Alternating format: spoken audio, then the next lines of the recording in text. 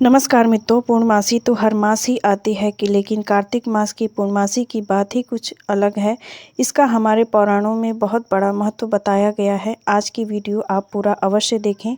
भीड़ बहुत ज़्यादा है मित्रों, इस चैनल को सब्सक्राइब करके हमारा सपोर्ट ज़रूर कर दें, अभी तो यह चैनल खो जाएगा। आज हम पूर्णमासी की व्रत कथा के ऊपर इस वीडियो को प्रस्तुत किए हैं, तो चलिए श्रवण करते हैं हम आज की कथा।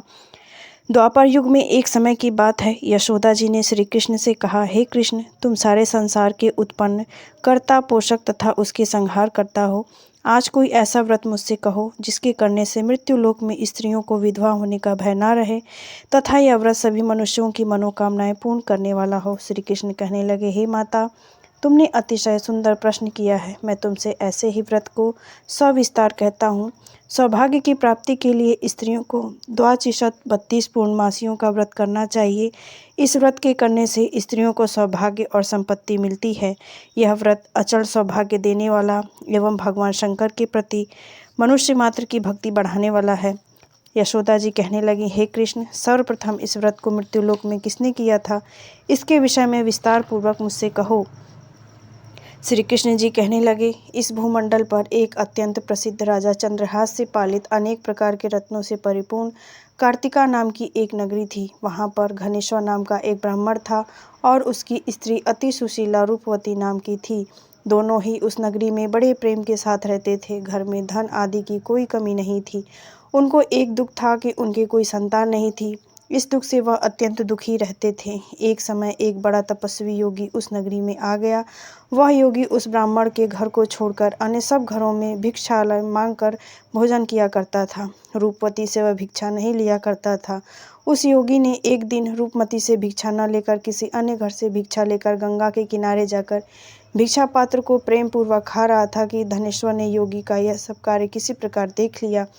अपनी भिक्षा के अनादर से दुखी होकर धनेश्वर योगी से बोला, महात्मन, आप सब घरों से भिक्षा लेते हैं परंतु मेरे घर की भिक्षा कभी नहीं लेते, इसका कारण क्या है? योगी कहने लगा कि निपुत्री के घर की भिक्षा पतितों के अन्न तुल्य होती है और जो पतितों का अन्न खाता है वह भी पतित हो जाता है।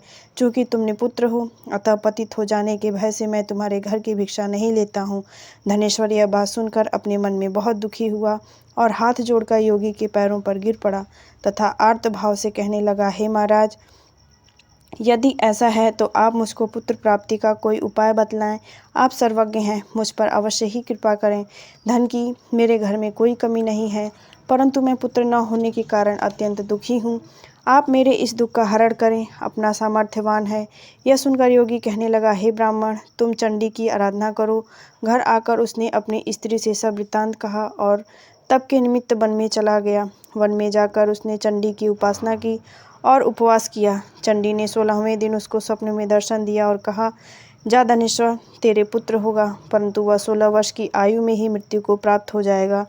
यदि तुम दोनों स्त्री पुरुष 32 पूर्णमासियों का व्रत विधि पूर्वक करोगे तो वह दीर्घायु हो जाएगा। जितनी तुम्हारे सामर्थ्य हो आटे के दिए बनाकर शिव जी का पूजन करना, परंतु पूर्णमासी व्रत 32 हो जाने चाहिए। प्रातःकाल होने पर इस स्थान के समीप ही तुमको एक आम का वृक्ष दिखाई देगा। उस पर चढ़कर एक फल तोड़कर शीघ्र अपने घर चले जाना।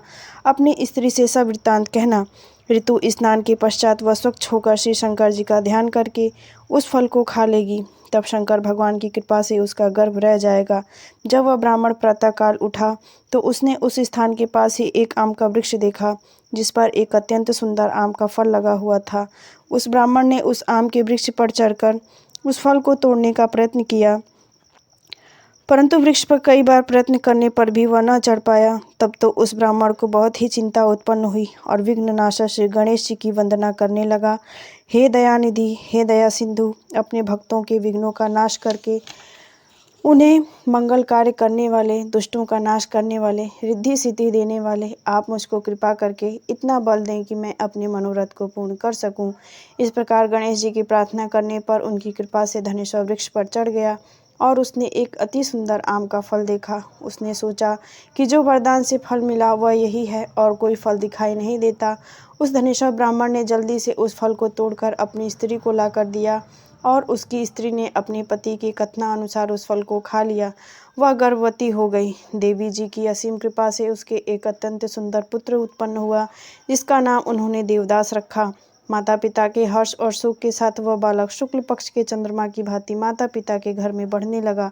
भवानी की कृपा से वह बालक अति सुंदर, सुशीला और विद्या पढ़ने में बहुत ही निपुण हो गया।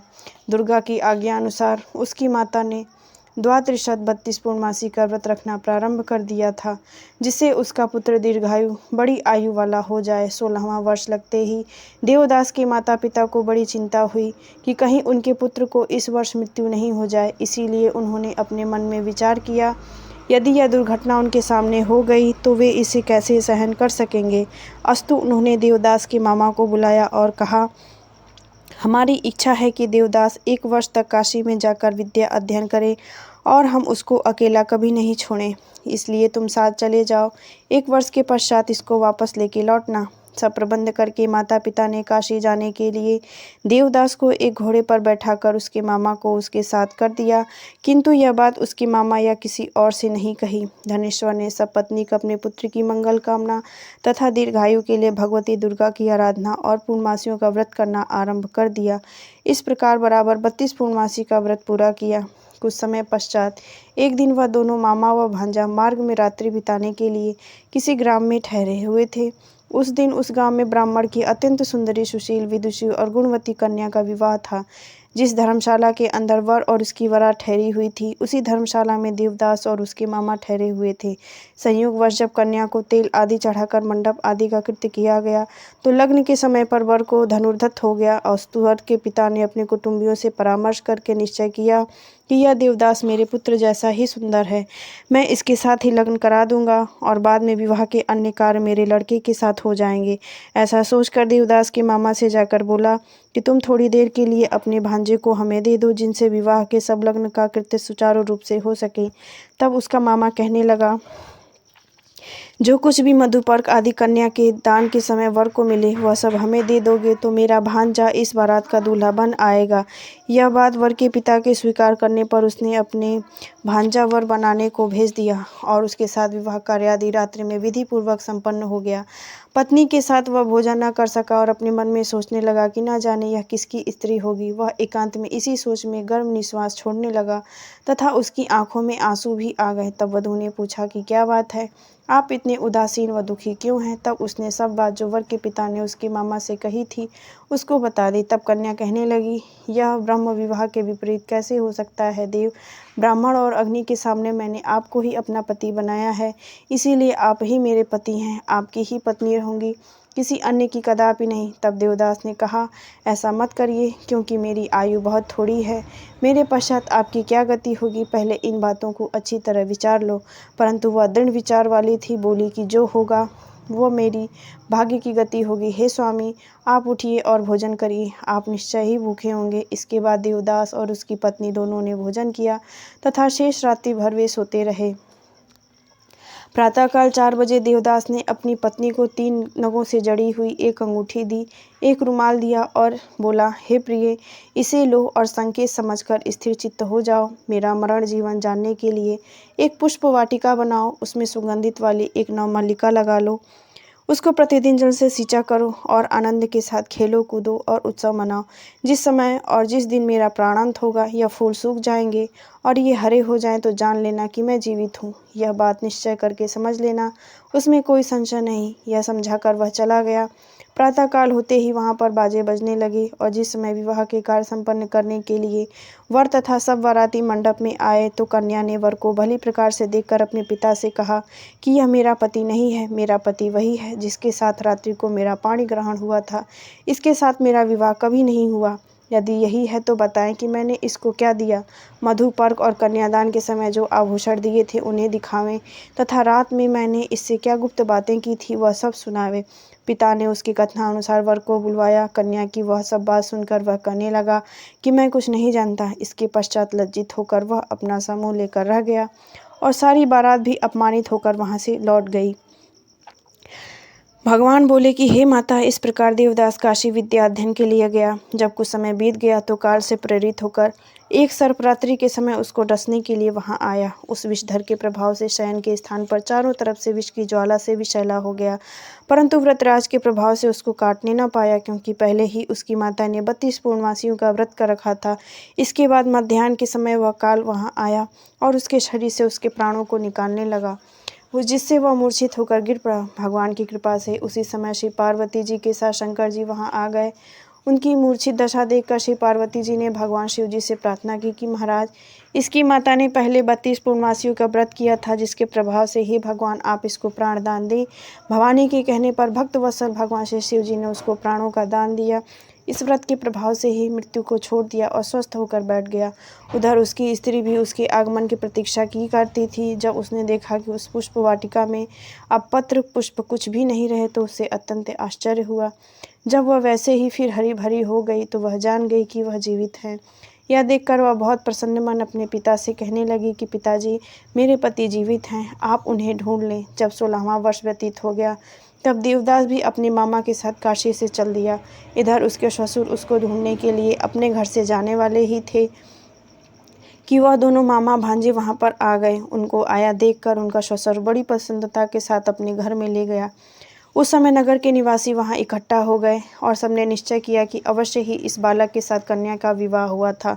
उस बालक को जब कन्या ने देखा तो पहचान लिया और कहा कि यह तो वही है जो संकेत करके गया था। तदुपरांत सभी कहने लगे कि भला हुआ तो यह आ गया, और सब नगरवासियों ने आनंद मनाया। कुछ दिन बाद देवदास अपनी पत्नी और मामा के साथ अपने ससुर के घर से बहुत सा धन दहेज में लेकर अपने घर के लिए प्रस्थान किया। जब वह अपने गांव के निकट गया तो कई लोगों ने इसको देखकर उसके माता पिता से पहले ही जाकर खबर दी कि तुम्हारा पुत्र देवदास अपनी पत्नी और मामा सहित आ रहा है। ऐसा समाचार सुनकर पहले तो उन्हें विश्वास नहीं हुआ, किंतु जब और लोगों ने भी आकर उनकी बात का समर्थन किया तो उनको बहुत आश्चर्य हुआ। लेकिन थोड़ी देर में देवदास ने आकर माता पिता के चरणों में अपना सिर रखकर प्रणाम किया और उसकी पत्नी ने अपने सास ससुर के पैरों का स्पर्श किया तो माता पिता ने अपने पुत्र और पुत्र वधू को अपने हृदय से लगा लिया। दोनों की आंखों से प्रेमाश्रु बह चले। वह अपने पुत्र और पुत्र वधू के आने की खुशी में धनेश्वर ने भारी उत्सव किया और ब्राह्मणों को बहुत सा दान देकर दक्षिणाएं देकर प्रसन्न किया। श्री कृष्ण जी कहने लगे, इस प्रकार धनेश्वर 32 पूर्णिमाओं के व्रत के प्रभाव से पुत्रवान हो गया। जो स्त्रियां इस व्रत को करती हैं वे जन्म जन्मांतरों में वैभव का दुख नहीं भोगती और सदैव सौभाग्यवती बनी रहती हैं। यह मेरा वचन है, इसमें कोई संदेह नहीं। यह व्रत पुत्र पौत्रों को देने वाला तथा संपूर्ण मनोकामनाओं को पूर्ण करने वाला है। 32 पूर्णमासियों के व्रत करने से व्रतों की इच्छाएं भगवान शिव जी की कृपा से पूरी हो जाती हैं। ओम नमः शिवाय।